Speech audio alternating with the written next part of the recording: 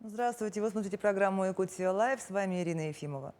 В минувший понедельник в Кремле прошла встреча президента России Владимира Путина и главы нашей республики Айсена Николаева. Темой обсуждения стала текущая благоприятная социально-экономическая ситуация в Якутии, а также перспективы развития республики, в частности, реализация крупных инвестпроектов.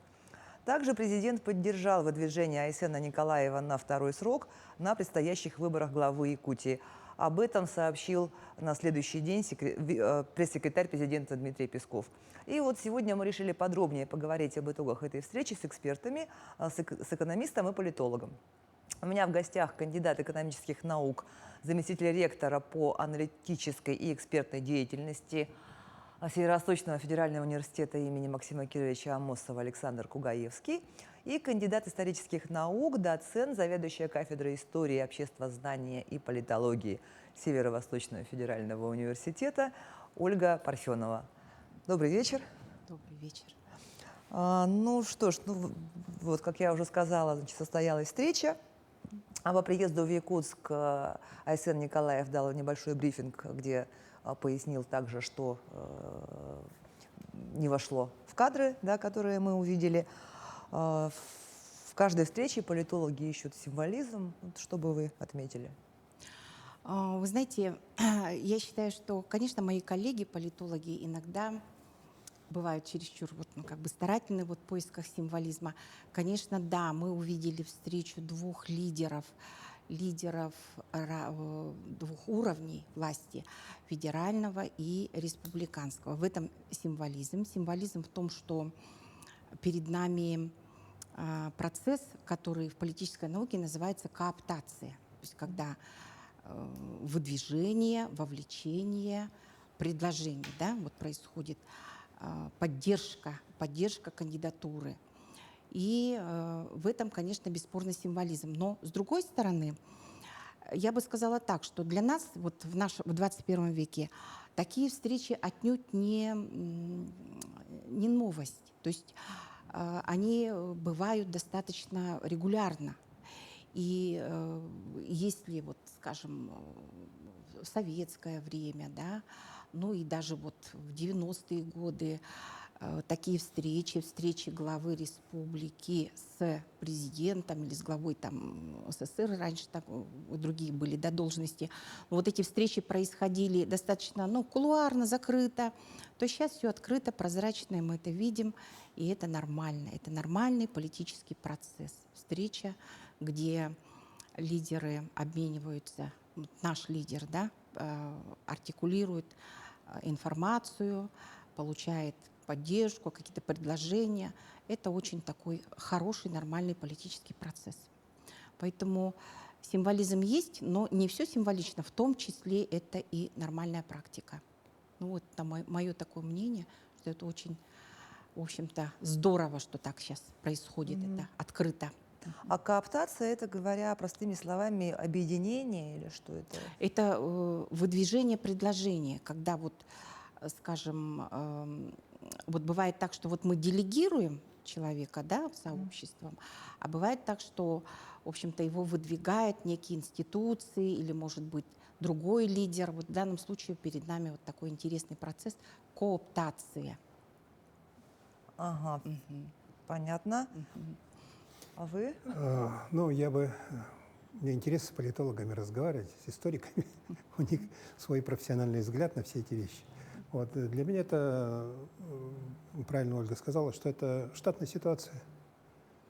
Глава администрации в большой территории республики, как любой другой в нашей стране, заканчивает очередной период своего руководства.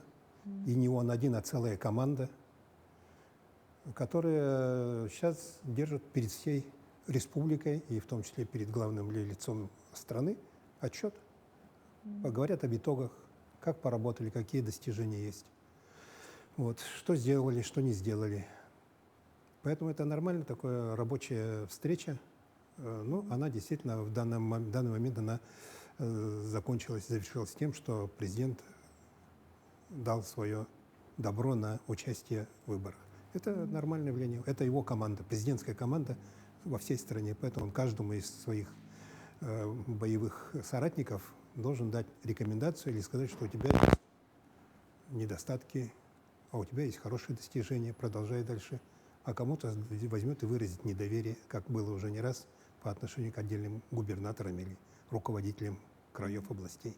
Ну, то есть, проще говоря, символизм в основном в том, в какие сроки состоялась эта встреча, в Да. какое время. Да, как, то Да, есть что это накануне не- выдвижения. Да. Страшнее, когда внутри периода встречается и начинает обсуждать. Какой итог будет после этого, предсказать довольно трудно. А так это вполне... Да, это нормальное рабочее такое мероприятие. Мгм. Мы работаем в прямом эфире. Поучаствовать в обсуждении можно, позвонив в студию по номеру 8 41 12 42 14 39 или отправив текстовое сообщение в мессенджер Telegram по номеру 8 914 235 0502. Ну вот во время встречи президент отметил прорывную работу, результаты в части демографической политики, спросил, как вам это удается. Какое из решений нашего главы по мерам поддержки семей вы считаете главным? Ну, давайте опять по очереди, Ольга. Ну, я вот все-таки не специалист такой, да, вот по демографии, экономике. Я буду судить как Со своей колокольни, как да, политологической, конечно. гражданин в том числе. Мгм. Мне кажется, что в совокупности, вот я бы не выделила вот что-то. Конечно, ну, прежде всего, это материнский капитал, который вот присовокупляется к российскому материнскому капиталу. Это те денежные выплаты. Особенно, конечно, вот к столетию республики, да, это тоже была радостная такая новость, что наши мамочки получают эти деньги. И в целом очень много мер по поддержке молодых семей, семей с детьми. Вот это все в совокупности дает ту неоценимую поддержку, которую сейчас наша молодежь, наши семейные люди, вот, которые детей хотят заводить, получают. Я хочу сказать, что вот за эти 5 лет у меня народилось 3 внучки, и я очень рада, потому что вот мы на себе ощутили, да, насколько это хорошо, что у нас есть центры репродукции, например, да, там помогали нам близняшки у нас появились. И потом вот в целом вот я вспоминаю, как было раньше, вот 90-е годы, предположим, мы очень трудно же было. Мы же не имели таких денежных пособий сами, практически без поддержки поднимали. А сейчас это... Ну, как следствие была демографическая яма во всей России, и только у нас там, ну, более-менее рождаемость там поддерживалась просто в силу традиций. Михаил Ефимович потом еще давал, помните, была такая небольшая денежная тоже помощь. Ну а вот сейчас это, конечно, очень здорово, приятно даже. Ну, значит, ваша семья внесла свой вклад в демографию, а ваша? Вот, ну, я должен прежде всего подтвердить то, что вот мне не высказала Ольга, что это целая система, на это смотреть системно нужно. Вот, мы действительно, вот, очень хорошая идея была и реализация программы, это субсидии на рождение ребенка, безусловно. И статистика отмечает некоторый всплеск численности населения у нас, и рождаемость, численность населения в целом по стране даже. Вот, но это целая система. Есть и на многодетные семьи. У нас идет большая программа сейчас ликвидации аварийного и ветхого жилья. Это тоже улучшение жилищных условий, один из больших факторов, которые влияют на укрепление семьи и планы по деторождению и так далее. Но к тому я бы хотел сказать, что есть и объективные процессы, которые, в общем-то, от нас не зависят. Сегодня, ну, в 2018 году, вот, когда команда Арсена Сергеевича начала только работать, у нас численность, ну, вернее, была большая очень доля возрастных групп от 24 до 40 лет. Это самый детородный период у людей. Вот. И вот они и рожали детей.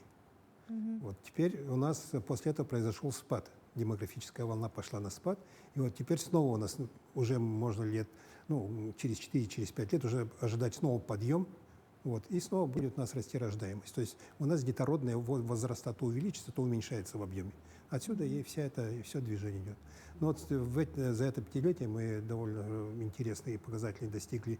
Это 11,9, по-моему, рождений детей на 1000 населения. Но я помню, в Советском Союзе были 14 показателей, 14 рождений детей, ну, в разных районах разные, но в среднем примерно такая. То есть не догнали республика. еще мы советский Да, показатель. мы еще не догнали тот советский период, но тем не менее мы в передовиках на Дальнем Востоке, ну и даже в Российской Федерации. Вот, и поэтому у нас идет прирост, естественный прирост населения, имеется в виду, родилось и убыло, так, где-то 3500 человек с плюсом. Мы растем. И, в общем-то, скоро наверняка мы доживем до той славной даты, когда у нас будет 1 миллион жителей в Якутии. Снова 1 миллион. Мы уже переживали однажды эту дату. Когда переживали? Это был 80-е годы, наверное, было где-то в середине. Да, где-то так вот, к концу даже, К по-моему. концу 80-х годов, да. Был Ну, миллион, еще да? при Советском Союзе. Был миллион. Да, был миллион у нас. Даже, по-моему, если не ошибаюсь, 1 019 000 мы достигли максимум. Я даже не знала. Но это мы говорим все о естественном приросте, то есть о преобладании рождаемости над смертностью. Но у нас в сравнении с остальным Дальним Востоком еще более-менее низкие показатели уезжающих из республики.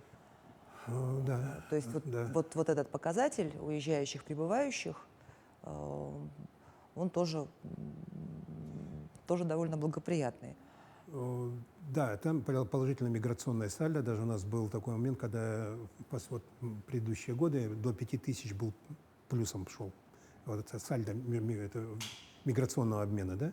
Вот, плюс 5000. Но это в советские времена у нас стабильный такой показатель был. Мы все время на 5000 за счет мигрантов прирастали. Вот, но республика развивалась, ясно дело, что новые производства. Ну и теперь у нас снова идет волна промышленного развития, у нас новое производство появляется, и это было отмечено у нас вот, в отчете и в информации Министерства экономики. Там довольно большие показатели, поэтому мы ожидать будем большого прироста. Но есть такое мнение, что уезжают самые там светлые умы, талантливые, молодежь, стобальники там и так далее, а приезжают малоквалифицированные кадры. Вот. Мигранты. Что наши политологи говорят? по Ну, этому мне поводу? кажется, что, смотрите, все-таки у нас в республике, Таксисты. у нас в республике есть ряд таких программ для того, чтобы закрепить, да, удержать, особенно вот молодых специалистов. Это вот земский врач, земский фельдшер, земский учитель. Ребята об этом хорошо знают. Наши студенты, например, пользуются этой программой. Есть квоты ежегодно вот на республику полагающиеся. И мне в целом кажется, что вот та волна отъездов, она все-таки, ну, это волнами действительно, да, по ситуации, по периодам, она сходит на нет. И остаются те, кто закрепился, те, кто действительно хочет жить и работать в республике. А у нас все-таки есть условия хорошие, я считаю, прирост идет. И вы знаете, все-таки мы патриоты. Мне кажется, что когда человек родился или долго жил в Якутии, он привязывается к этой земле. Особая магия. Ну, это я уже как гуманитарий, да? Я не экономист, но я как гуманитарий размышляю. Особая магия нашего края, когда ты сердцем всегда здесь, конечно. Поэтому, да, я думаю, что вы понимаете, ну, это мое такое мнение, я всегда студентам тоже рассказываю, что Бог на самом деле не задумывал Якутию как для территории, для жизни человека, да, но коли уж мы ее, ну да, ну коли уж, ну да, Homo sapiens, он живет, ну как вот говорят, до -10, а дальше ему уже некомфортно, да, то есть надо вот что-то делать, цивилизация, культура, экономическое освоение, и вот коли уж мы эту территорию освоили, а это было трудно, это вековые процессы, то теперь уже все, мы здесь навсегда, конечно, да. Как говорят в известной шутке, раз уж мы выжили там, где вымерли мамонты. Да. Ну, я согласен полностью с мнением, которое Ольга высказала, да? Вот. Но у нас ведь более существенный вопрос – это внутренняя миграция. Город Якутск мы видим, как вырос. Уже 400 тысяч жителей. Когда-то мы строили дальние планы, это были 80-е годы, по развитию города Якутска, 260 тысяч человек мы рассчитывали, генплан строили, а сейчас 400. Это в основном те, кто приехали у нас, переместились внутри республики. Город Якутск уже больше 100 тысяч вобрал в себя нового населения, вот, из улусов переместились. Поэтому вот этот вопрос, он серьезный такой. и беспокоит, конечно, нас. Ну и, безусловно, внешняя миграция. Да, действительно, этот процесс идет. То, что наиболее способные, талантливые ребята, они находят себе место в других, ну, сначала в вузах, а потом и в других регионах страны. Вот. Да, это есть такая проблема у нас, но пока процесс, он действительно сейчас стабилизировался и не идет бурное такое движение в этом направлении, вот, но тем не менее оно есть. А то, что к нам приезжает очень много, ну, надо посмотреть, чем занят, даже по городу Якутску любой человек может увидеть, чем заняты вот эти, ну, мы их называем гастарбайтеры, сейчас они немножко по-другому себя позиционируют. Вот, люди, многие получают вид на жительство, вот, и они здесь занимаются делами, ну, честно говоря, многими, которыми мы сами не очень увлекаемся. Вот, поэтому тут проходит замещение тех рабочих мест, которые у нас и, во-первых, рук своих не хватает, вот, и, во-вторых, мы не очень предрасположены. Ну, если говорить о том, что там, вот как вы упомянули, генплан Якутска был рассчитан на 250 тысяч человек, при том, что в республике был миллион, да? Тут же процессы урбанизации тогда не рассчитывали, что они будут настолько, наверное, так? Ну, у нас демократия не на словах, а на деле. Вот, и свобода тоже у нас не на словах, а на деле. Да? Это реально, мы это реализовали. Идею. Ну, теперь, значит, нужно подумать, как в этих условиях нам лучше устроиться. Но также во время встречи Арсений Сергеевич пригласил Владимира Владимировича к нам в Якутию на Ильгинское месторождение. Вот как вы считаете вообще, как развитие этого месторождения в итоге отразится на жизни? Ну, на Ильгу можно жителей ехать республики? даже не только, чтобы посмотреть угольное месторождение и разработки, а это же заповедная зона огромная. Озеро Токко, это заповедник национальный. Вот, поэтому, безусловно, что сейчас там идет такой большой разворот работ. Вот, просто у нас до этого Нерингри такой был в свое время, когда мы Нерингринское осваивали месторождение. Вот, мы его хотели брать вахтой, только вахтой и больше ничего. Вот, но теперь там развивается поселок уже. Поселок это уже через некоторое время будет поселок городского типа, промышленный поселок, потом, может, будет город, Эльгоград какой-нибудь и так далее, когда появятся транспортники и все остальные. Поэтому там есть на что посмотреть, вот, и почувствовать и природу, и посмотреть, и даже производство.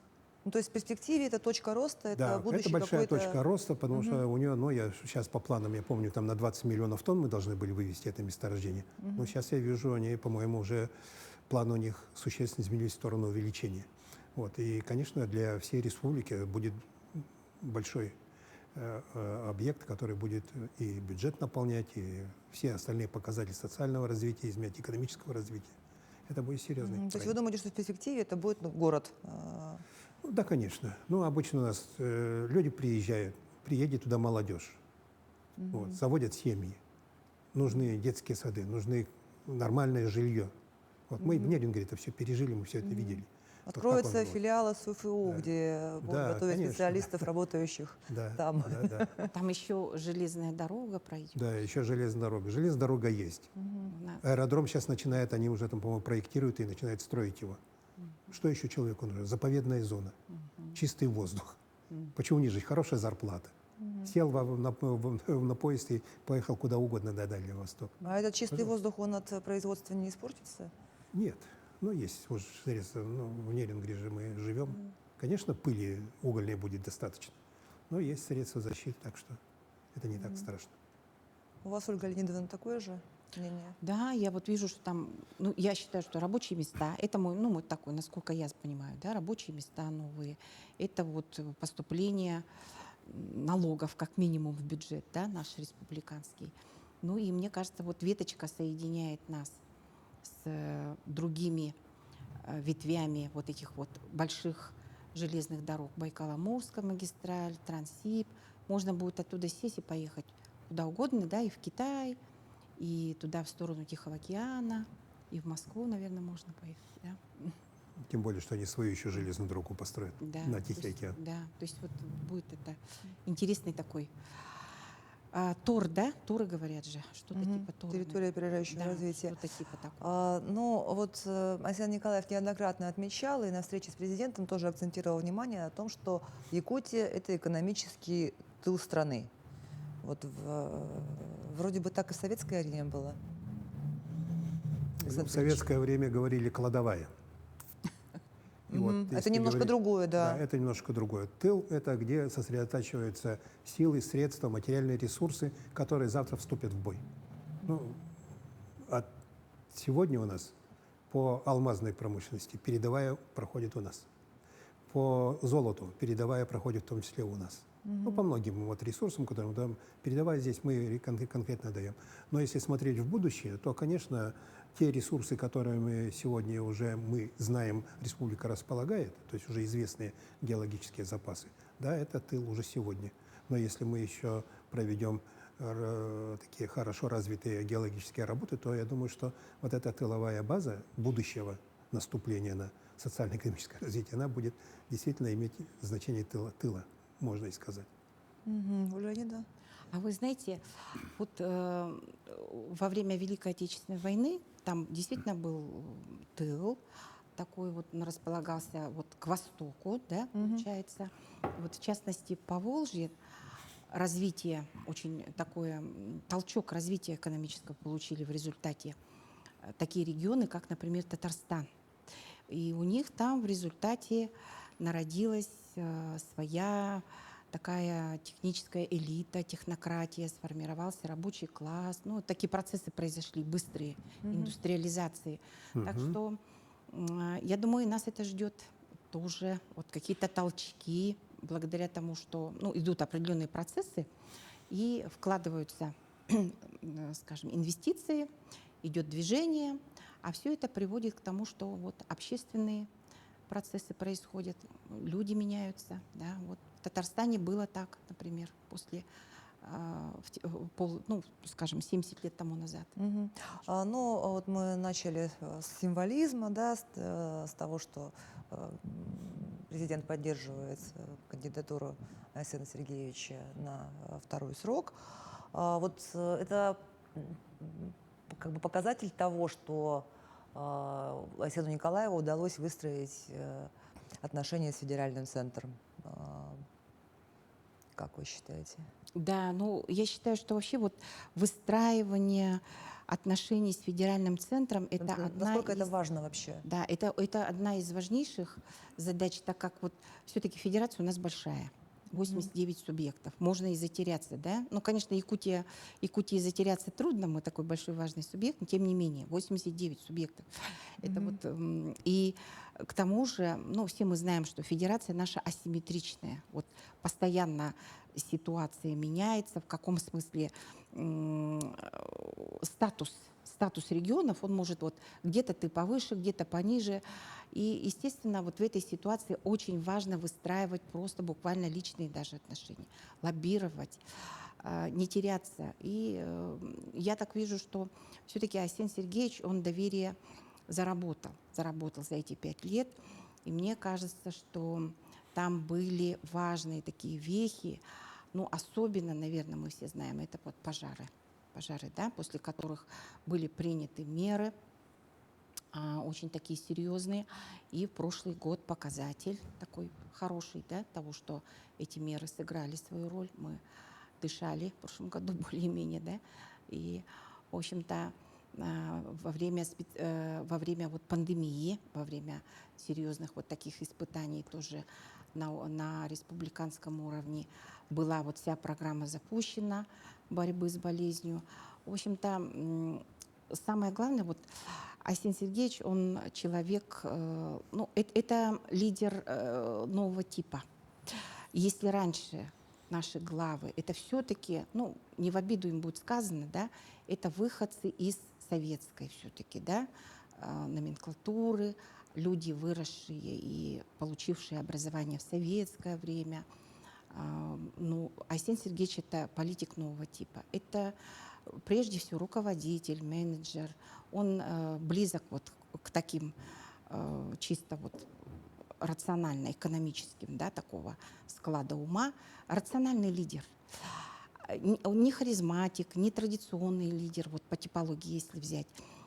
Лидер современного типа. И ему, конечно, да, стоило таких серьезных трудов это пробить дорогу как говорится, к Кремлю. Я думаю, что он завоевал доверие и полностью вызывает большое уважение, конечно. Александр Ильич. Ну, я думаю, здесь было бы интересно вот еще раз прокрутить этот ролик этой встречи и посмотреть на реакцию Владимира Владимировича Путина. У него было такое интересное выражение на лице: все нормально. Вот. И он с большим удовлетворением слушал доклад, задавал вопросы и отвечал, и получал ответы. При этом он говорит: ну, я эти цифры знаю, говорит, хорошо, а вот как вы сейчас готовитесь к пожарному сезону и так далее. Вот, поэтому, конечно, здесь такое личное взаимоотношение, они установлены. Вот, но это не все. Надо установить отношения со всем правительством, всех убедить в чем-то важном, что для нас серьезно. Вот, ну, к примеру, по здравоохранению. Онкологический центр мы строим на долевых началах. По нашему мостовому переходу многострадальному мы тоже вырабатываем совместные механизмы и гарантии того, чтобы профинансировать эту большую стройку вот, и не просчитаться в конце концов. Поэтому вот эти отношения, они просматриваются на всех уровнях, даже по тем же пожарам.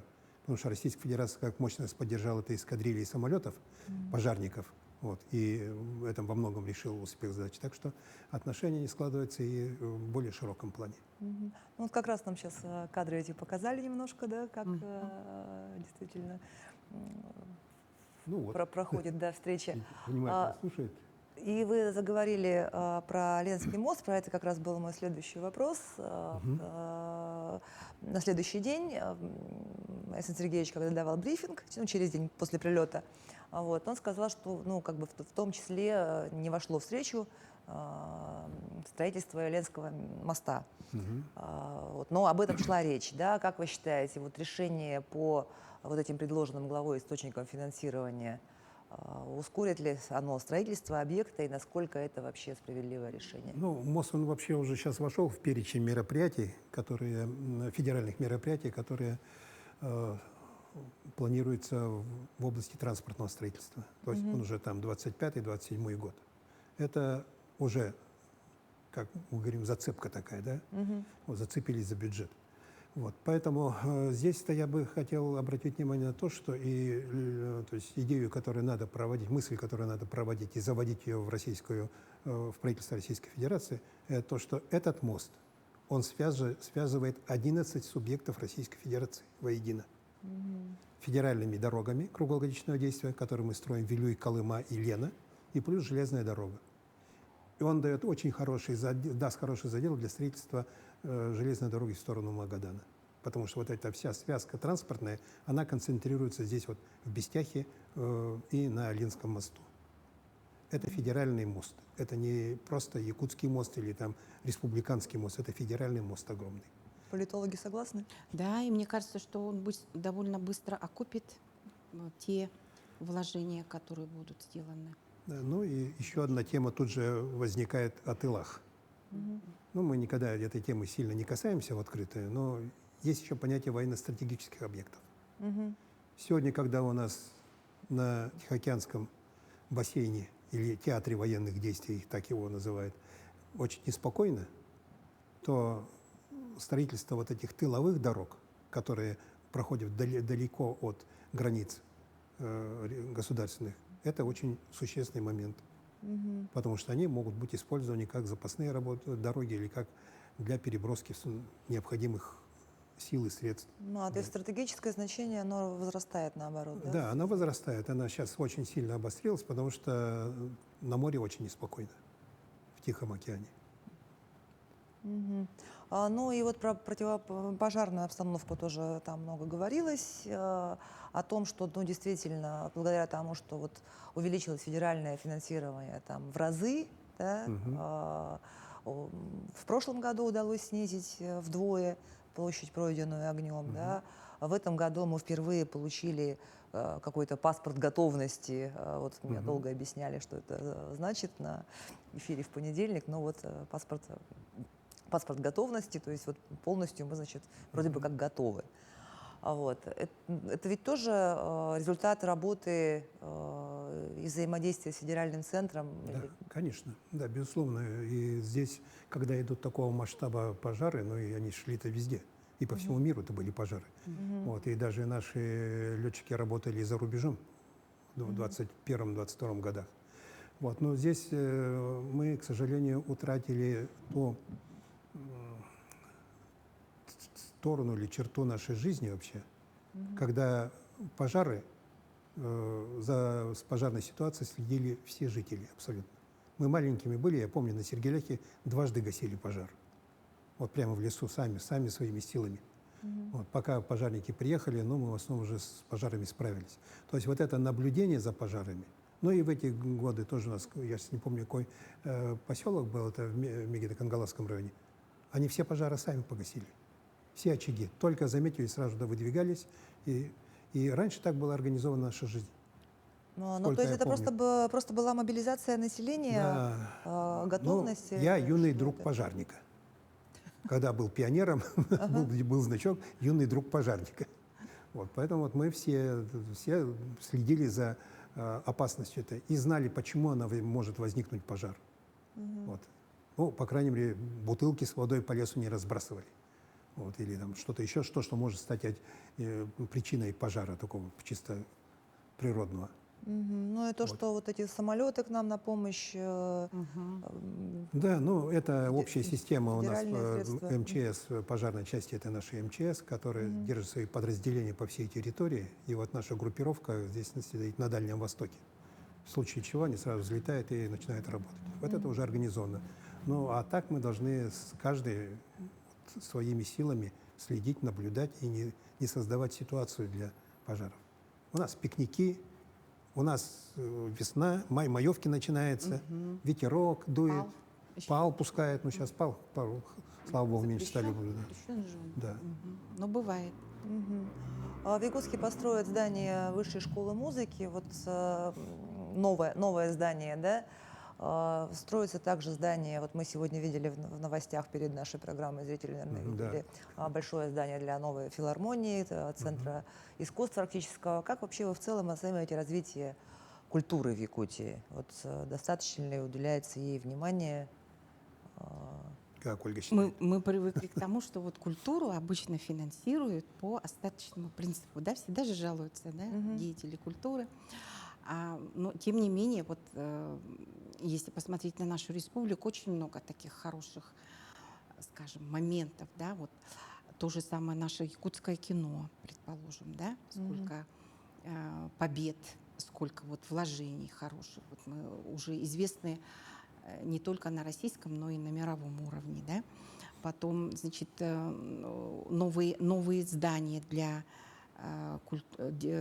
развития культуры и в городе, и в районах. Вот, пожалуйста, это мы видим. И много-много других примеров. Вообще якутская культура, вот наша республиканская, вообще в республике культура, это да. Ну, культура — это такое дело, когда, знаете, в нее, по-моему, бесконечно можно вкладываться, да? Все время будет мало. А так, конечно, да. Я согласна с тем, что уделяется внимание. Можно еще больше. Ну вот вы заговорили о кино. Кино — это у нас вот эти уже креативные индустрии, да, то есть вот культура и креативная индустрия. Наверное, почему у нас вот настолько развиваются креативные индустрии, об этом постоянно Эйсен Сергеевич говорит, да, несырьевой экономики, о креативных индустриях как о части несырьевой экономики, о том, что вот то, что вкладывалось и вкладывается в развитие культуры, да, оно потом дает вот такой выхлоп в виде того, что Якутия признана креативным регионом. Вот, наверное, так? Ну, я думаю, что вообще вот, культура как явление такое общественное, оно в народе живет.